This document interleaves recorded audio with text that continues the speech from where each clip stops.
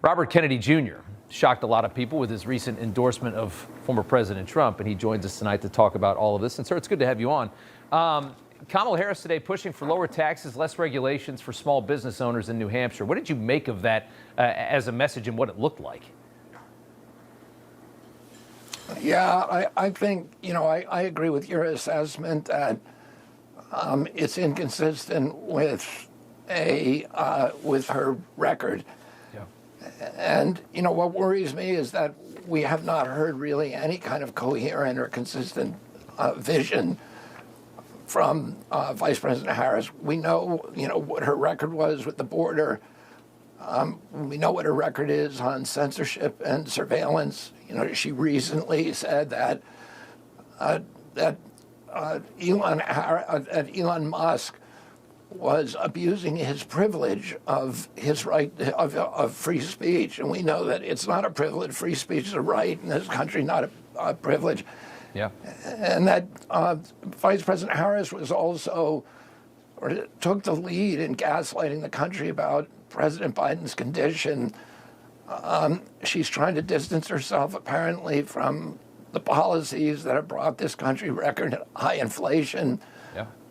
A debt that increases by $1 trillion every 90 days, and the destruction of the American middle class that's taken place over the past 4 years. Yeah. I would love to see her talk in an interview to talk about her vision about what this country is supposed to look like, to defend some of this criticism.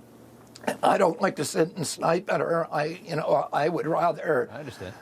I would just rather she engage and explain things. And she keeps just walking by the cameras, and she doesn't want to take. I mean, I would imagine what a conversation with a real journalist that actually wants to ask her a couple tough questions would look like. It would not be easy to do. I want to give a reminder, though. I mean, as they work so hard to capitulate now to small businesses, that it was her side. It was the left in this country and the Democrat Party that unequivocally decimated small businesses in recent years. The COVID lockdowns, so draconian, what they did to restaurants and bars. This largely happened mostly in blue states.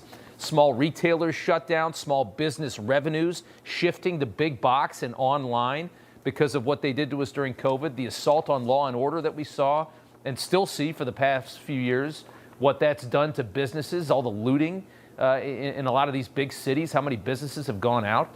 And for them to hold what they held today, and for her to basically steal more of Trump's general economic policy and pass it off as that they're good for small business. I mean, how hypocritical can you talk? Well, yeah. During the lockdowns, they shut down 3.3 million American businesses. They left open the very, very big businesses like Walmart, like Amazon, yeah. Facebook, who profited enormously, but it really destroyed the American middle class. 41% of black-owned businesses will never reopen. Many of those businesses had 3 or 4 generations of sweat equity and capital in them. And it's devastating to those communities, particularly because they're capital starved already. Yeah. There was a shift in wealth in this country of $4.3 trillion from the American middle class to this new oligarchy of super rich. And that is now the basis of the Democratic Party. The Democratic Party, 4 years ago during the last election, got roughly 50% of the vote, but that party controlled 70% of the wealth in this country. And the Republican Party, which got 50% of the vote, had only 30% right. of the wealth in this country. So right. You've had this big inversion where the Democratic Party now represents the super wealthy. It represents Wall Street. Especially. It's completely abandoned what the Democratic Party that I experienced as a kid, which was the party of the poor, the party of the American working class, of cops, of firefighters, of union people. And that Democratic wild. Party is gone. Yeah, it really that's a really interesting way to look at it, and I haven't heard that number before about that dramatic of a flip and where the wealth is between the two parties and the voters of the two parties. I want to talk about free speech for a second. We've got this big fight in Brazil happening right now, which is a very big country. Elon Musk and this Supreme Court justice. It's terrifying to think how this can happen, first off, but also here domestically in our country, It's a reminder of how radically, the left has changed on the issue of protecting free speech in just the last 10 to 15 years. When Obama was the president of this country, we had an ACLU that actively worked to protect the speech of neo-Nazis in the United States and protect their right to march, even though it was heinous. They did it because they knew how important it was to protect free speech.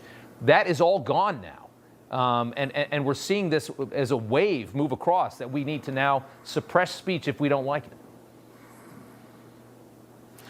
Yeah, and this is happening across the Western world. The United States is really the last redoubt for free speech on earth, and we're losing it here in this country. Yeah. In Europe, they're now, the European community is now actively controlling content, eliminating content from the internet. Last week, Pavel Durov, who was the founder of Telegram, was dragged off his airplane by French authorities and put in prison. And that was a message to anybody who runs a social media outfit. Right. That we are, that free speech is gone. And then, the 2 weeks before that, the head of the European Commission, Thierry Breton, threatened Elon Musk with criminal prosecution and with penalties of 6% of the value of his company, right, if he interviewed President Trump live on X. So this is really, it's happening, and it is happening here in this country. Yeah. We're seeing, I have a case against the Biden administration because of which I got an injunction in a federal court 2 weeks ago against the Biden administration further censoring me.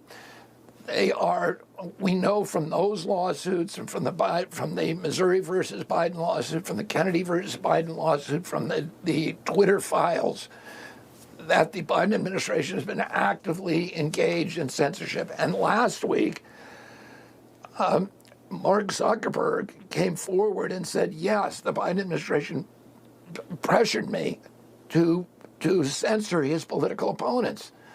If President Trump had done that, the liberal world would explode, and they should. This shouldn't be a liberal or a Republican issue. This should be an issue that every American says, wait a minute, that's way over a boundary. We do not censor political speech in this country. It's against it's this essential foundation of American democracy. Yeah.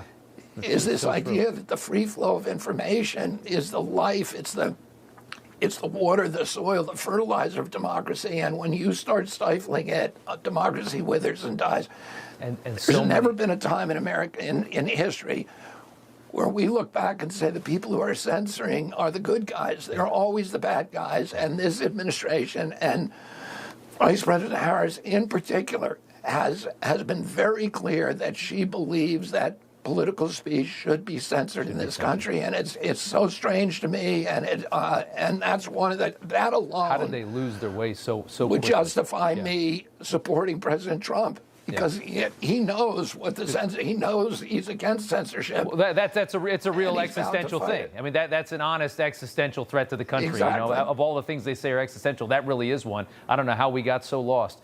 Robert Kennedy Jr., thank you, sir, for the time. We appreciate it. Thanks so much for having me. Good to be back with you, Robert. See you.